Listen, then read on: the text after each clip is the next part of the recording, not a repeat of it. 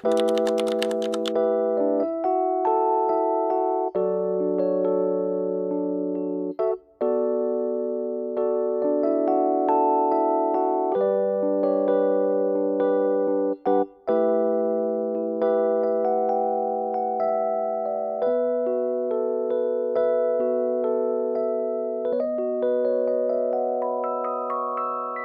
everyone, welcome back to my YouTube channel, Dina Tania.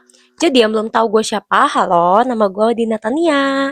And welcome back to Curcol sama Bapak series dimana kita akan membahas masalah kehidupan bareng-bareng, mental health, dan hubungannya sama firman Tuhan. Oke, now let's get started. Nah, jadi tadi tuh gue mainin lagu Mighty Name of Jesus. Jadi lagu ini tuh terngiang-ngiang gitu ya, di kepala gue gitu semingguan ini, karena aku lihat ada salah satu postingan gitu dan dia tuh mengangkat lagu ini. I draw a permanent boundary line. The enemy has no rights to come near my family. Oh, no scheme could ever undo God's plans. No matter the circumstance, the cross has sealed my destiny. Ada something yang mau gue bahas gitu, berkaitan sama lagu ini, yaitu tentang generational trauma. Sebenarnya kayak aku nggak tahu lagu ini tuh dibikin tuh karena apa, tapi maksudnya background lagu ini tuh dibikin karena apa, tapi somehow tuh pas aku dengerin lagu ini, aku jadi keinget sama topik ini gitu, generational trauma. Dan aku juga baru ngomongin ini beberapa hari lalu sama teman aku. Nah, jadi aku mau mulai dengan definisi generational trauma. Mungkin teman-teman banyak banget yang belum tahu ya. Nah, jadi menurut salah satu expert, penulis buku The Body Keeps the Score, Dr. Bessel van der Kolk, dia bilang, generational trauma yaitu trauma yang tidak terselesaikan dalam satu generasi dan diteruskan lewat pola respons tubuh dan emosi. Terus ada juga definisi lain, dan ini tuh definisi yang simpel banget lah ya, yang mudah kita mengerti, yaitu luka yang turun dari satu generasi ke generasi lainnya dalam bentuk sebuah pola, bukan sebuah kutuk ya, tapi sebuah pola. Jadi pola-pola tertentu yang muncul dari keluarga yang satu, keluarga di atas, dan diturunkan ke keluarga selanjutnya. Sampai selanjutnya nih biasanya. Pola-polanya itu seperti apa? Misalnya, cara sebuah keluarga menyelesaikan masalah, cara sebuah keluarga itu memandang keuangan gitu, cara sebuah keluarga itu mengekspresikan marah, mengekspresikan emosi. Terus yang terakhir itu cara sebuah keluarga itu menunjukkan kasih sayang mereka. Nah, jadi sebenarnya aku bahas ini tuh bukan buat menyalahkan siapa nih yang duluan nih di keluarga kita gitu. Orang tua kah atau nenek-nenek moyang itu, bukan. Aku nggak bermaksud untuk menyalahkan mereka, tapi at least kita itu sadar kalau misalnya kita itu punya generational trauma, dan kita berniat untuk membreak itu gitu, untuk breaking the generational trauma, sehingga nanti ke anak cucu kita itu nggak terulang gitu, sampai cicit-cicit juga nggak terulang. Kita berusaha untuk berhentikan generational trauma itu. Nah, ada beberapa pola relasi yang umum di sebuah keluarga yang diturunkan secara turun-temurun. Pertama itu hyper independent, pola relasi hyper independent. Jadi biasanya tuh orang-orang yang hyper independent itu selalu bilang, ya udah nggak apa-apa, aku apa-apa bisa sendiri kok, aku nggak perlu bantuan siapa-siapa. Nah, itu tuh kenapa bisa terjadi? Karena orang tuanya itu selalu mengajarkan untuk dia itu selalu kuat gitu, dipaksa untuk selalu kuat, kayak gak boleh ngerasain lelah, nggak boleh ngerasain kecapean gitu. Jadi kamu itu harus kuat. Nah, terus yang kedua, nah itu ada di aku nih, penyakit ini, pola ini, yaitu people pleasing. Nah, orang-orang people pleasing ini akan selalu mau menyenangkan orang lain no matter what gitu. Jadi dia itu akan mengorbankan dirinya sendiri bahkan untuk membuat orang lain itu tidak kecewa sama mereka, terus untuk bener-bener bikin orang lain itu nyaman. Jadi gak boleh ada orang yang nggak suka sama mereka gitu. Mereka kontrol itu semua gitu ya, dengan cara apapun, sampai mengorbankan diri. Itu biasanya keluarganya itu menuntut anak baik nggak boleh bikin ribut, anak baik itu nggak boleh bikin konflik. Nah, biasanya tuh kayak gitu narasi-narasinya. Dan aku found out kalau people pleasing ini ternyata juga ada di orang tuaku. Itu kayak 2 tahun terakhir sih aku kan ngulik-ngulik hal beginian ya. Dan aku found out itu ternyata ada di orang tuaku gitu. Terus yang ketiga yaitu fear of abandonment. Nah, orang-orang yang dengan fear of abandonment ini biasanya itu dia takut ditinggal, terus takut gak dilihat gitu. Takut kalau misalnya chat gitu lama dibales, terus pasti mikirnya netting parah gitu. Jadi itu orang yang takut di abandon, takut ditolak. Karena ini kenapa? Karena mungkin waktu dulu sama orang tuanya itu orang-orang seperti itu nggak pernah dilihat gitu, nggak pernah diperhatikan penuh, sehingga jadilah orang yang fear of abandonment ini. Terus ada avoidance, seorang avoidant. Ini yang keempat, seorang avoidant. Dia itu takut banget punya relasi yang intim sama seseorang gitu, about mau friendship, mm, mau romantic relationship gitu. Karena mereka itu mungkin di keluarganya itu ada trust issue gitu. Waktu terlalu deket sama keluarganya, dia itu malah disakitin gitu. Jadi mereka itu takut banget sama intimacy. Terus yang kelima, yaitu mereka akan tertarik sama pasangan yang salah. Atau friendship juga loh. Sama friendship yang salah atau pasangan romantik yang salah. Tanpa kita sadar itu kita tuh akan tertarik sama salah satu parents kita. Misalnya parents kita itu seorang avoidant, nanti tuh kita akan tertarik gitu sama tipe avoidant ini. Aku ngulik kan, terus kayak iya ya, aku selama ini tuh aku tertarik sama avoidant karena salah satu parentsku itu avoidant gitu. Misalnya kalau yang parahnya itu yang aku pernah temuin gitu ya di salah satu kasus temenku, ortunya tuh abusive banget dan suka selingkuh, sehingga dia itu tertarik sama cowok yang kayak gitu juga. Nah, itu tuh bukan bukan sebuah kebetulan gitu ya, kayak gue tertarik sama orang tipe ini, orang suka selingkuh. Nah, itu tuh sebenarnya generational trauma karena mereka ngelihatnya di family mereka ya seperti itu, sehingga nggak ada yang contohin yang baiknya gitu. Nah, terus terakhir yaitu tidak bisa mengekspresikan emosi. Nah, biasanya orang-orang kayak gini itu diajarin tuh supaya Kamu itu nggak boleh marah, kamu itu nggak boleh sedih. Bener-bener kamu harus kelihatan baik-baik saja di depan orang banyak gitu. Nggak boleh drama. nah, biasanya tuh seperti itu. Jadi emosinya dipendem, dan sehingga kalau misalnya biasanya nih ya orang-orang tipe kayak gini, kalau misalnya ketemu orang yang mengeluarkan emosinya, mengeluarkan rasa sedihnya atau curhat, pasti mereka tuh risih. Itu kenapa? Karena di keluarganya diajarin kayak gitu. Nah, generational trauma ini bahayanya bisa membentuk cara pandang kita terhadap Tuhan. Kalau misalnya kamu punya orang tua yang perfeksionis, pasti kamu selalu merasa Tuhan itu ingin dipuaskan. Jadi kalau salah dikit gitu ya, kamu tuh langsung ngerasa bersalah banget sama Tuhan. Terus kalau misalnya kalian dididik ya secara keras sama orang tua kalian, bisa jadi kalian itu memandang Tuhan itu sebagai seseorang yang keras gitu, yang ngehukum terus. Bagian dari healing adalah untuk meluruskan kembali gambar Tuhan yang di dalam hati kita gitu.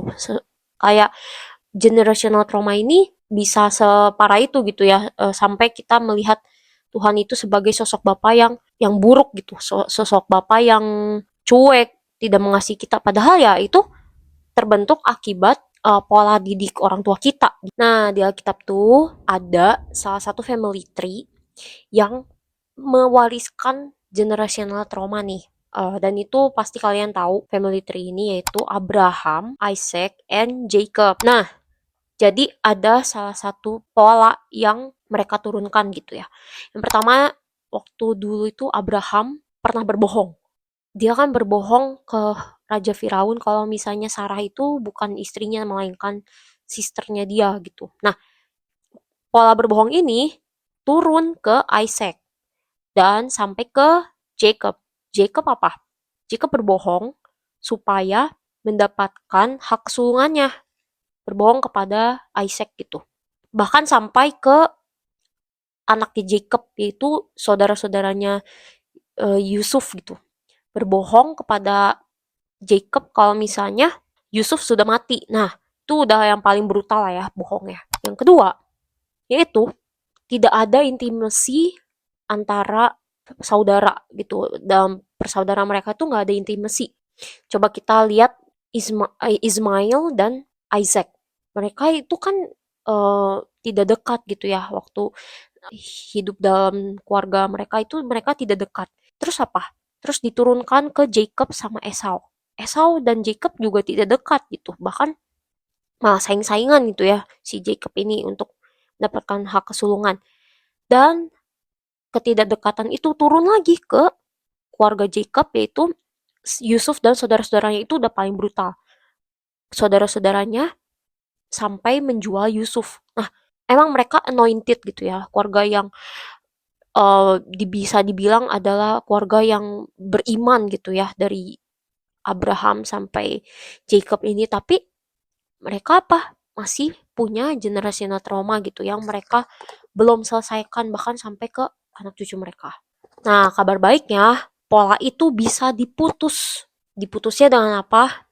Dengan kalian benar-benar punya relationship sama Tuhan dan ada beberapa cara nih. Ketika kalian bangun relationship sama Tuhan, kalian akan sadar kalau misalnya kalian itu anak-anaknya Tuhan dan punya keluarga yang baru diadopsi sama Tuhan. Itu berarti kalau pola keluarga itu bukan lagi menjadi warisan kita gitu. Kita bisa banget mewariskan heavenly family gitu ya. Terus yang kedua yaitu awareness itu adalah langkah utama. Kalau misalnya kalian aware gitu, mungkin kalian bisa banget aware-nya itu misalnya ada kejadian-kejadian tertentu, kalian aware dulu yang penting. Nah, itu tuh udah awal banget gitu ya, awal pertolongan pertama banget. Terus yang ketiga itu bawa setiap pola itu ke hadapan Tuhan gitu. Bukan cuman Tuhan, tolong berkati aku. atau apa, bukan. Tapi tolong tunjukkan pola apa yang aku ulang tanpa sadar. Jadi dibawa itu ke Tuhan gitu. Sehingga Tuhan pasti sedikit-sedikit tuh akan reveal gitu. Kayak aku kemarin malam nih ya. Aku kemarin malam juga aku berdoa tentang generational trauma ini. Terus gak lama ada kejadian, ternyata ada trauma yang belum sembuh yaitu need of validation. Gak lama setelah aku doa itu, need of validation itu traumanya muncul lagi sehingga kayak oh iya ya yang ini belum beres dan aku bener-bener cepet-cepet aku bawa itu ke Tuhan kayak aku cerita dan pas aku udah bawa ke Tuhan tuh ya aku lebih tenang gitu waktu aku anxious karena validasi itu aku lebih tenang. Terus bangun batasan yang sehat. Itu bukan pemberontakan tapi ini tuh bentuk proteksi sama diri sendiri. Harus banget gitu ya kalian kombinasikan rohani dan psikologis. Nah, psikologis itu bukan sekuler, enggak guys, tapi kalian juga harus tahu kalau misalnya kalian berniat untuk mematahkan generational trauma ini ya kalian perlu tahu gitu. Tambah lagi misalnya kalau kalian ke terapi gitu, kalian ke psikologis itu boleh banget gitu supaya kalian bisa dibantu untuk identify pola mana nih yang masih ada di diri kalian. Nah, selain cara-cara di atas ada salah satu hal yang menurut aku tuh sangat efektif dan ini tuh mungkin untuk generational trauma yang sangat tidak bisa kita tangani sendiri yaitu dengan doa pelepasan, doa deliverance. Jadi deliverance itu real, doa pelepasan itu real. Mungkin banyak opini yang bilang kayak oh orang Kristen mah kan udah percaya Yesus, gak perlu doa pelepasan. Cuman I don't believe that karena ada beberapa hal yang emang cuman kuasa Tuhan aja yang bisa patahin gitu. Nah, salah satunya generational yang waktu itu aku sampai butuh doa pelepasan yaitu dosa seksual. Nah, jadi aku udah gak malu ngomongin ini beneran aku udah nggak ashamed. Jadi aku tuh dulu aku bergumul banget sama dosa ini like 4 years, bahkan sejak sebelum TK. Aku itu udah bergumul sama dosa ini gitu. Sampai akhirnya udah aku kayak doa sama Tuhan, kok gak berhenti berhenti gitu, aku nggak bisa berhenti gitu. Sampai akhirnya ya itu yang tanggal 31 Oktober itu, nah aku didoain gitu, dilepasin.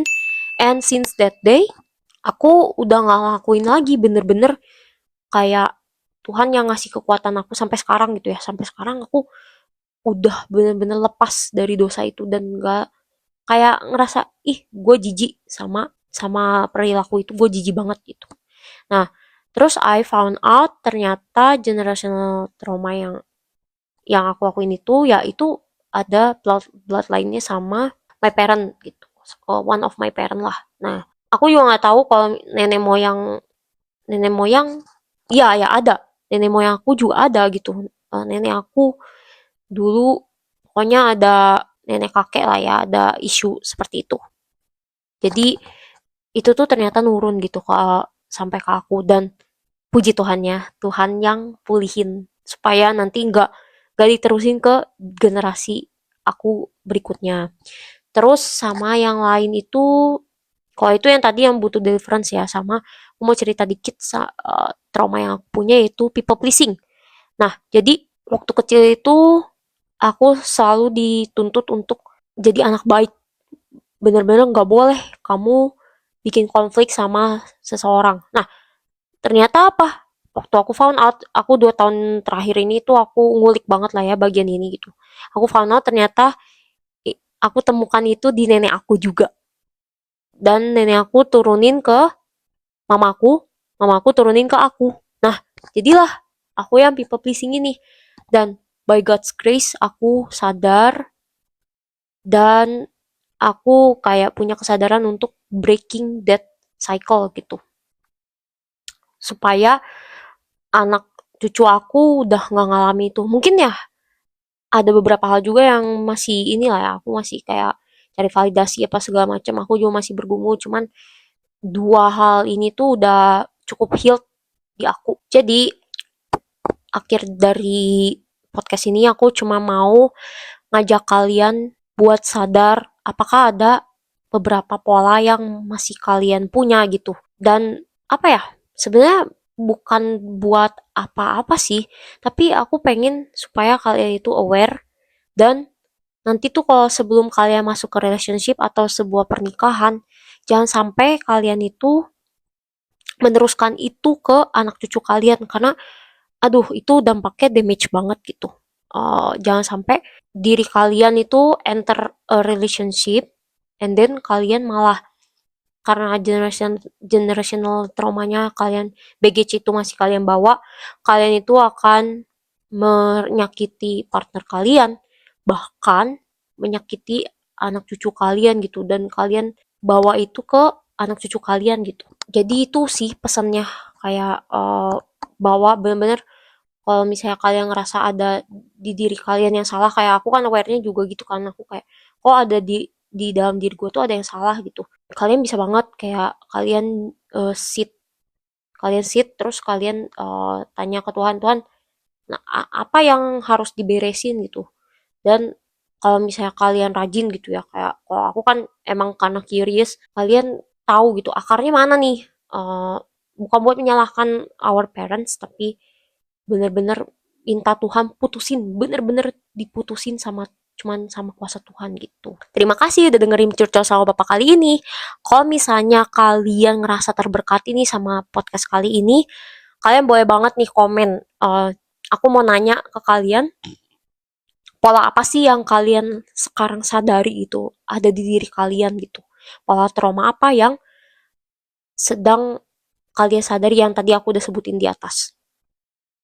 Terus kalau misalnya kalian ngerasa podcast ini bisa jadi berkat buat teman-teman kalian, jangan lupa klik tombol share. And then kalau misalnya kalian gak mau ketinggalan sama episode-episode berikutnya di Curcol sama Bapak, jangan lupa klik tombol subscribe. Dan juga kalau misalnya kalian ngerasa terberkati sama episode kali ini, jangan lupa kasih tombol like.